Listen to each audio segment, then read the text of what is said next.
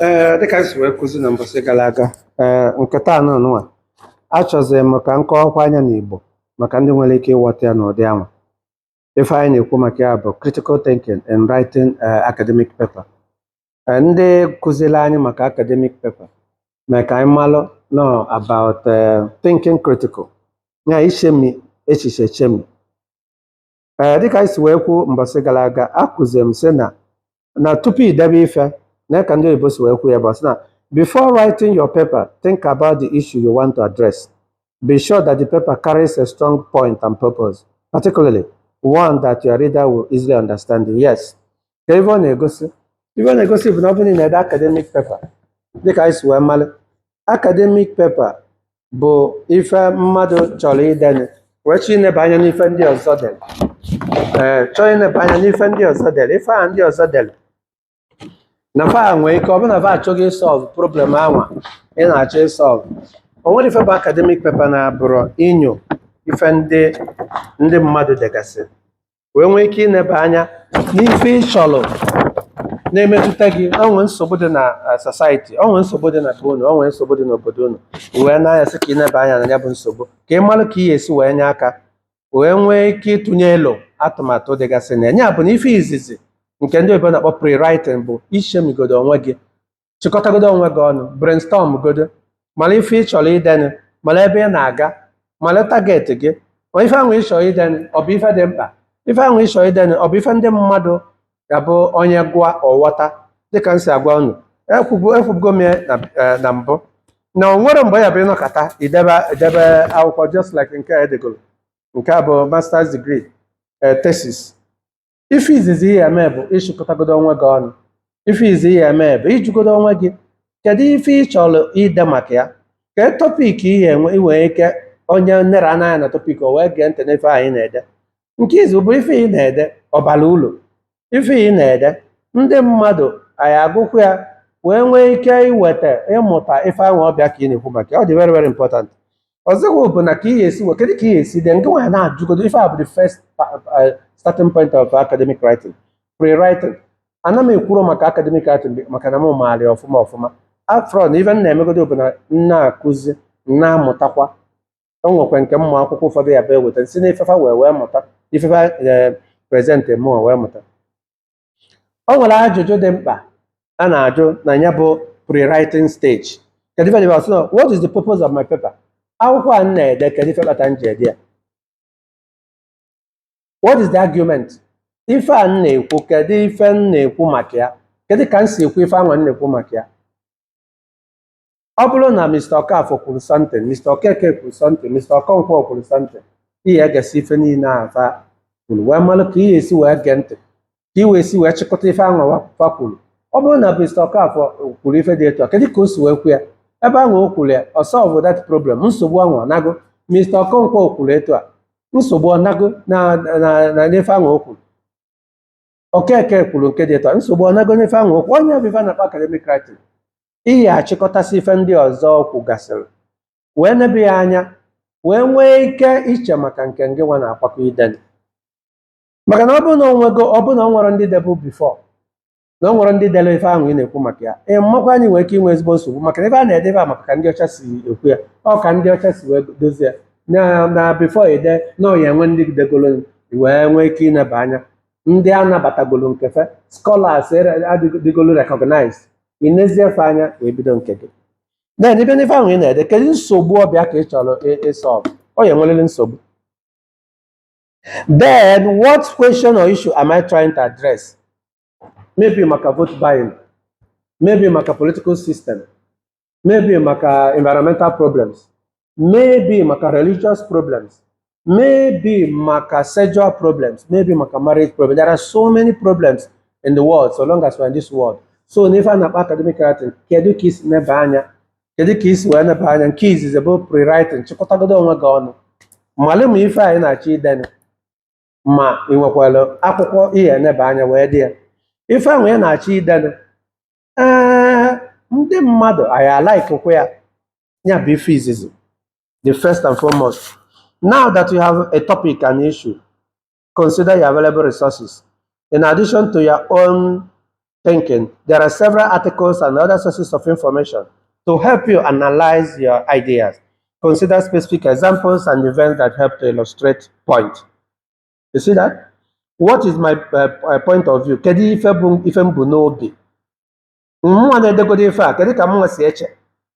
What are some of my ideas that reach beyond the actual point of the story? Yes, onwego ife dị on board. Onwego ndị degasị kedu nke mmụọ ji wee bịa.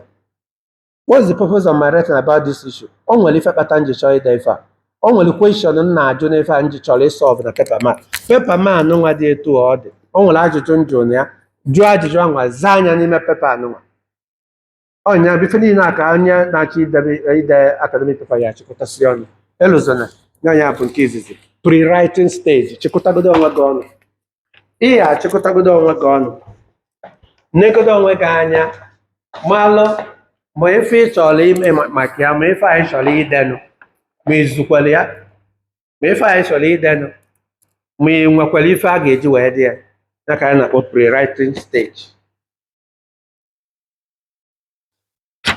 Then after the pre-writing stage, the next stage wee bụ gịnị? Writing. The next stage bụ gịnị? Writing. Okay, ịjụsigo ajụjụ ụfọdụ, ịchịkọtasịgo onwe gị ọnụ, debesịa akwụkwọ na akwụkwọ nke anụnwa n'ihi agụ ya ọfụma i wee nwee ike ịkọwa ife ị chọrọ ide maka ya. Na akwụkwọ nke anụnwa n'ihi agụ ya ọfụma i wee nwee ike ide ife ị chọrọ ide maka ya. Kedu ife bụ akwụkwọ ahụ? O nwere onye kwuru maka ife anụnwa.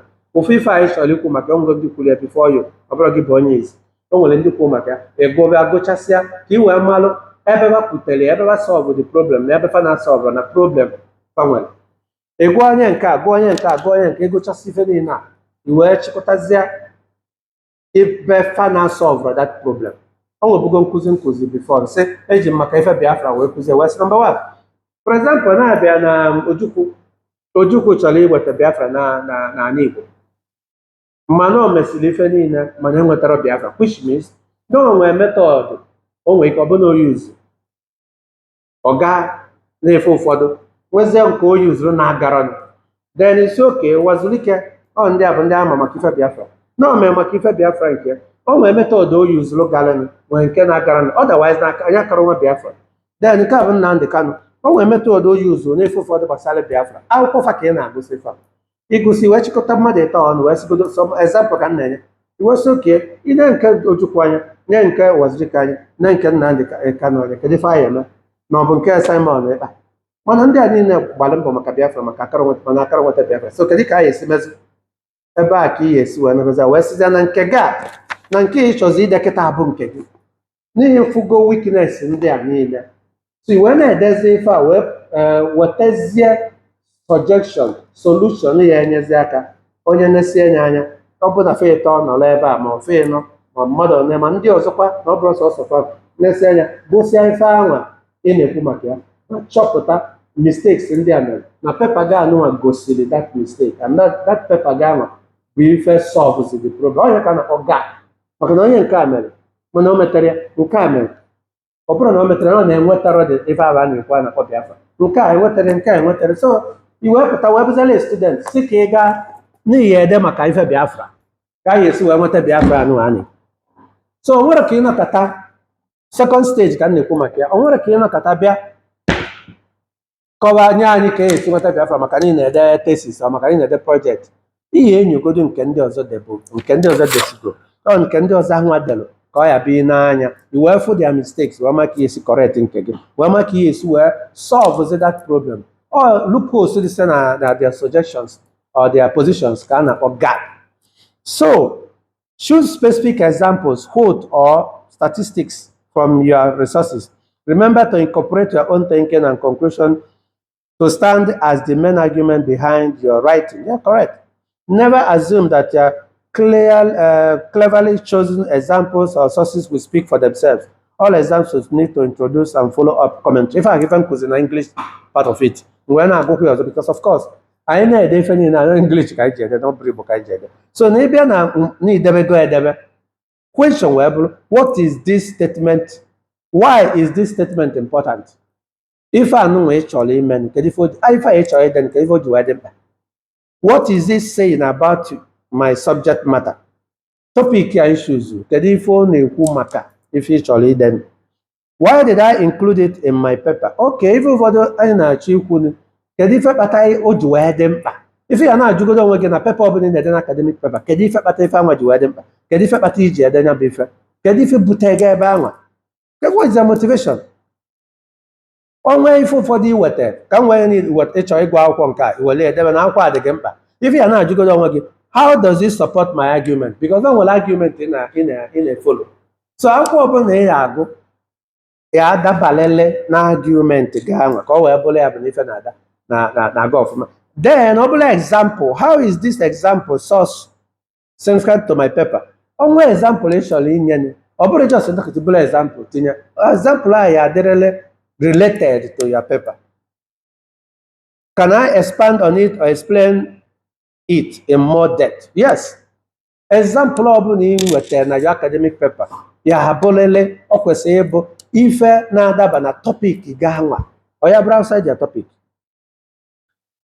Book ọbụla ị chọrọ ịgụ kwesịrị ịbụ ife related to your topic. For example, ị na-ekwu maka Biafra, then you have to bring us so many books about Biafra.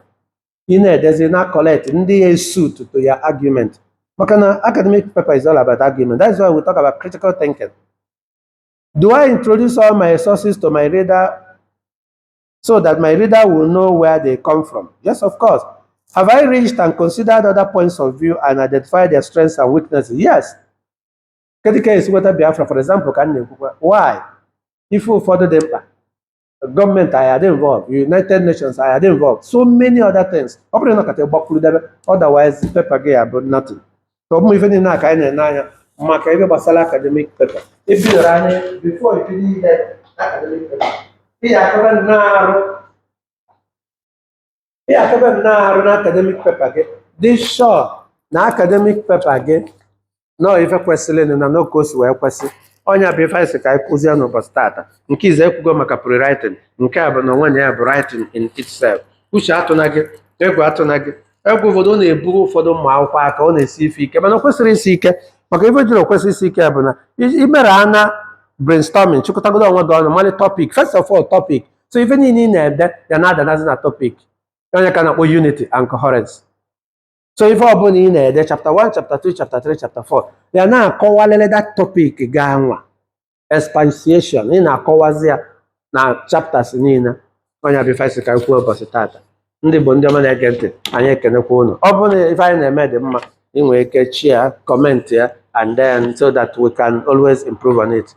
Ekenekwa m unu.